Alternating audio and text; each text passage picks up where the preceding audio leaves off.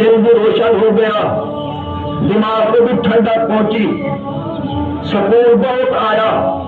लेकिन जब हमने ज़ियारत कर दी, घर के वापस चले, तो इन चारों में से एक ने कहा, हमने सुना आप बहुत करम फरमाते हैं, जो आपसे दुआ मांगता है अल्लाह से वो दुआ कबूल करके आप अता करते हैं। कहते हमने कहा, अरे हुजूर दाता रहमतुल्लाह अलैह, अब करम फरमा, हमने आज जो है ना मिठाई खिला और वो भी रसगुल्ले। अल्लाह के घर में बैठे प्रोग्राम है, हाज़रीन व नाज़रीन, बंदा भी मौजूद है।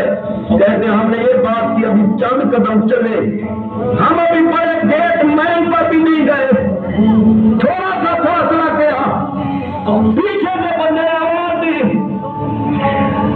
महबूब के गुलाम में रुक जाओ, रुक जाओ, रुक जाओ। जब हम रुके और पीछे की तरफ देखा, जब हम देखने लगे तो बहुत बड़ा मिठाई का डब्बा लेकर एक बंदा हमारी तरफ हमारे पीछे दौड़ रहा था। पता चल रहा था कि ये आपने उस बंदे को उस मजार बनकर से बंदा पीछे आ रहा था। उसने आकर हमने रोक कर कहा कि ये डब्बा, उसने डब्बा खोला और कहा यहाँ से रसगुल्ले ले लो, यहाँ से मिठाई ले लो। और तो हमें कोई खबर न हुई, 3 मिनट के बाद काम हो गया। उनके गुलामों, हाज़रीन व नाज़रीन, पता चलता है ये तो शान किबला हुजूर दाता रहमतुल्लाह अलैह की है।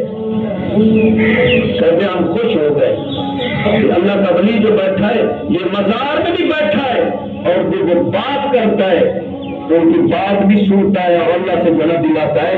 पहले वाली बातें तो दाता हुजूर ने खुद कश्फुल महजूब में तो की, और जो ये मैंने की है ये दौरे हाजिर की बात है।